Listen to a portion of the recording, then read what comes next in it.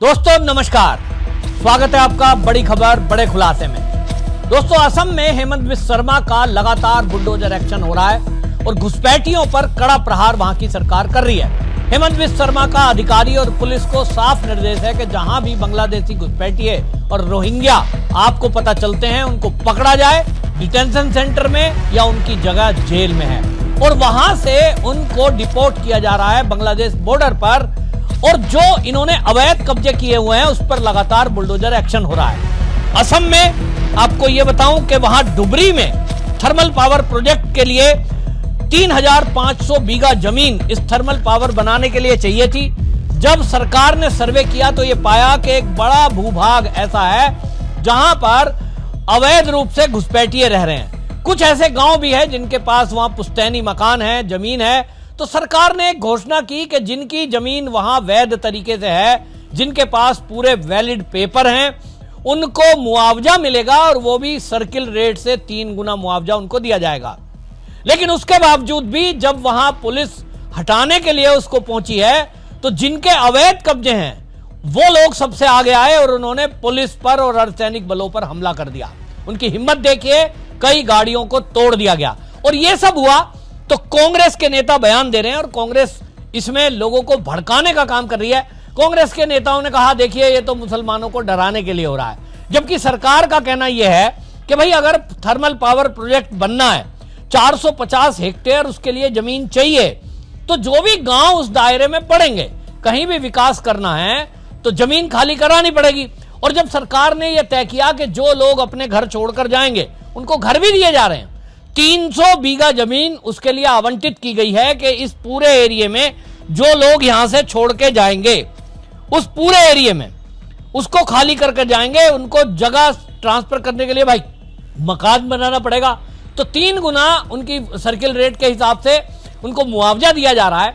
सरकार ने यह भी दया भाव दिखाई है कि जो लोग वहां बेशक घुसपैठिए हैं लेकिन वो बोल रहे हैं कि हम तो 30 साल पहले आए थे जी, 30 साल से रह रहे हैं, 20 साल से रह रहे हैं, तो उनके पास पेपर है।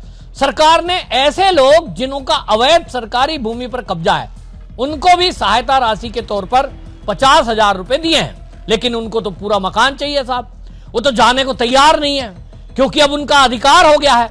और ये सारा का सारा खेल कांग्रेस की सरकारों में होता रहा है कि पहले वो घुसपैठ करेंगे, फिर उसके बाद घुसपैठ करके वो किसी भी सरकारी जमीन पर छोटा सा टेंट डाल देंगे, पन्नी का घर बनाएंगे, झुग्गी डालेंगे और धीरे धीरे फिर उसको पक्का मकान में कन्वर्ट कर देंगे। फिर वहां वोटर बैंक का खेल चलता है कि भाई सरकार जो है वो अपना वोट बैंक तलाशते हुए वहां सारे काम करती है। हेमंत बिस्वा शर्मा ने साफ कर दिया, देखो भाई अब ये नहीं चलेगा। इसमें आपको यह भी बताऊं कि वहां शिव सागर के एमएलए हैं, रायजोर दल के नेता अखिल गिगोई, वो सामने आ गए और खड़े हो गए, साहब हम नहीं होने देंगे, ये बुलडोजर नहीं चलने देंगे। तो उनको भी गिरफ्तार कर लिया गया है। एक बात बिल्कुल साफ है, ये जो पैटर्न है पूरे देश में चल रहा है।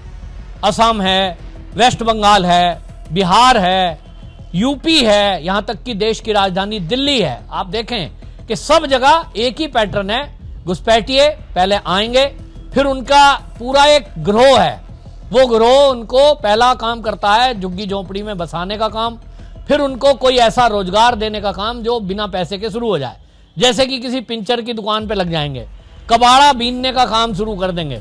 कबाड़ा बीन बीन के वो जो कबाड़ा इकट्ठा करके लेते हैं ना उनसे, वो भी बांग्लादेशी हैं और वो कबाड़े को लेकर के फिर आगे ट्रकों से भरकर उसको बेचते हैं। पूरा एक सप्लाई चेन बना रखा है इन्होंने अपना पैरेलल। सारा काम कैश में होता है, किसी को बैंक खाता खोलने की जरूरत नहीं है। लेकिन फिर नेताओं के संपर्क में अगर ये आ गए तो चाहे टीएमसी के नेता हो, चाहे कांग्रेस के नेता हो, और अब आप देख रहे हैं ना, जैसे मैंने कहा रायजोर दल असम में ये भी इनके पक्ष में खड़ा हो रहा है। तो इनको जब मदद मिलती है तो इनका आधार कार्ड बन जाता है, इनका वोटर कार्ड बन जाता है, फिर भी ये बैंक में खाते खुलवा लेते हैं और उसके बाद ये दावा करते हैं कि साहब हम तो यहां रह रहे हैं, हमारे पास तो हर प्रकार का पेपर है। कोर्ट में दस्तावेज पेश करते हैं तो भाई कोर्ट भी देखता है, हाँ भाई इनके पास आधार कार्ड है, राशन कार्ड है, सब कुछ है, तो भाई ये तो यहाँ के निवासी हो गए। अब फर्जी कागजों के आधार पर ये यहाँ के निवासी बनकर भारत की भूमि पर रहकर फिर काम क्या करते हैं? काम करेंगे देश विरोधी, पुलिस पर हमला करेंगे, हिंदू यात्राएं निकलेंगी, उस पर हमला करेंगे। और आप देखो कि पाकिस्तान का भारत के साथ युद्ध हुआ, अभी जो ऑपरेशन सिंदूर हुआ, उस दौरान में आप इनका रुख देखिए। फिलिस्तीन का झंडा लेंगे, फिलिस्तीन का झंडा लेकर के उनके पक्ष में नारे लगाएंगे, इजराइल को गाली देंगे जो भारत का मित्र देश है। यानी इनको भारत का कोई कानून मानना नहीं। भारत सरकार अगर कह रही है कि हमारा इजराइल दोस्त है और उसके खिलाफ कोई भी नारेबाजी ना की जाए तो ये जरूर करेंगे। अगर हिंदू यात्राओं पर हमला नहीं करना है, पुलिस पार्टी कितनी भी सुरक्षा दे ले, ये मानते ही नहीं है। मतलब इनको देश के कानून से कोई लेना देना नहीं है, देश से इन्हें कोई लगाव नहीं है। और जितनी घटनाएं ये हो रही हैं, अभी आप देखें, पिछले दिनों आपने देखा होगा रेलवे ट्रैक पर कुछ ऐसे अवरोध पैदा कर दिए गए। ये सब के सब जब पकड़े गए, जांच की, तो पता लगा रेलवे लाइन के किनारे जो पटरी पर ये कब्जा जमाए बैठे हैं, रेलवे लाइन के किनारे, ये झुग्गी किन की है? पता लगता है बांग्लादेशी रोहिंग्याओं की है। बांग्लादेश से आकर इनको प्लानिंग के साथ हाईवे के किनारे, रेलवे के किनारे, नदियों के किनारे, ताकि वहां से स्मगलिंग भी की जा सके। अब ये जो एरिया डुबरी का है, ये डुबरी जिले में जो ये अभी बुलडोजर चला है, वहां के डीसी बता रहे हैं, दिवाकर नाथ बता रहे हैं कि ये जो नदी है, नदी वहां पर नदी बहती है, उस नदी के किनारे जो डूब क्षेत्र है वो सिंचाई विभाग की जगह है। तो वहां बाढ़ आती है तो थोड़ा पीछे हट जाते हैं, और पीछे हट जाते हैं तो उनको नई जगह अलॉट करनी ही पड़ती है सरकार को। उसी में अंदर घुसपैठ करके ये बांग्लादेशी रोहिंग्याओं को भी वो बसा दिया गया। और आज वो दावा कर रहे हैं कि साहब हम तो यहाँ 20 साल से रह रहे हैं, 30 साल से रह रहे हैं। तो ये जो फर्जीवाड़ा चल रहा है, भारतीय जनता पार्टी की जिन जिन राज्यों में सरकारें हैं वहां इन पर सख्ती की जा रही है। और जब सख्ती की जाती है तो कांग्रेस जैसी पार्टी, टीएमसी जैसी पार्टी, आम आदमी पार्टी ने देखो दिल्ली में, राजधानी में ही लोगों को जीवन खतरे में डाल दिया, दिल्ली में बसा दिया है। आम आदमी पार्टी के नेता केजरीवाल हो या कोई हो, इनके साथ खड़े हैं साहब। अमानतुल्लाह खान को उन्होंने विधायक बनाया ओखला से, उसका काम ही यही है। तो इनके पक्ष में जब नेता खड़े हो जाएंगे तो इनको अवैध जो काम करते हैं उसको इनको बल मिलता है। इनको लगता है कि हमारे साथ तो राजनीतिक पार्टी खड़ी है। और तो और ताज्जुब यह है कि सुप्रीम कोर्ट तक में भी इनका केस लड़ने के लिए बड़े बड़े प्रशांत भूषण जैसे वकील खड़े हो जाते हैं, जिनकी फीस लाखों में है।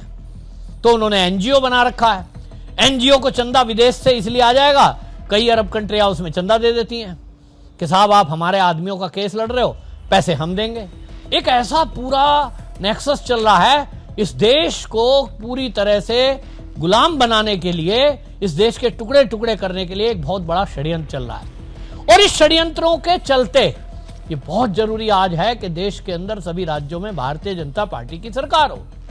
जहां जहां बीजेपी की सरकारें हैं, चाहे आपने देखा राजस्थान, चाहे आपने देखा हरियाणा, और चाहे मध्य प्रदेश, उत्तर प्रदेश, और अब दिल्ली में भी रेखा गुप्ता सरकार जब से बनी है तभी से बुलडोजर एक्शन शुरू हुआ है। ऐसा थोड़ी है कि अवैध कब्जा पहले नहीं था केजरीवाल की सरकार में, उन्होंने तो करवाया। हटाने का काम बीजेपी करती है। और इसीलिए भारतीय जनता पार्टी की राज्यों में सरकारें जरूरी है। लेकिन आज आप देखिए बिहार बंद के नाम पर गुंडागर्दी की जा रही है, क्योंकि इनको लगता है कि वोट बैंक खिसक रहा है। तो एक तरफ वो राजनीतिक दल हैं जो इन घुसपैठियों को बसाने का काम कर रहे हैं, दूसरी तरफ भारतीय जनता पार्टी है जो इनसे अवैध कब्जे छुड़ाकर देश के विकास में लगी हुई है। जिस तरह से ये पावर प्रोजेक्ट का काम है, आप सोचिए 3200 मेगावाट थर्मल पावर ये लग रहा है। जिस दिन ये बिजली बनेगी पूरे नॉर्थ ईस्ट में 24 घंटे बिजली की सप्लाई होगी। लेकिन ये चाहते ही नहीं है कि देश का विकास हो। जब मुआवजा दिया जा रहा है फिर छोड़ने में क्या दिक्कत है, जबकि आप सरकार का विकास का काम है, और नहीं तो घुसपैठिए तो अवैध कब्जा करके बैठे हैं। यही है षड्यंत्र। लेकिन अब पुलिस पर जिन्होंने हमले किए हैं, जिन्होंने सरकारी गाड़ियों को तोड़ा है, उनको चिन्हित कर रही है पुलिस, और उन पर बड़ा एक्शन होगा। और जैसा योगी आदित्यनाथ एक्शन लेते हैं ठीक उसी प्रकार का होगा, ऐसा हेमंत जी का कहना है। आपकी इस पर क्या राय है? क्या हेमंत बिस्वा शर्मा की सरकार ठीक कर रही है? आपको लगता है कि बुलडोजर एक्शन होना चाहिए? तो अपने कमेंट में राय रखें। वंदे मातरम।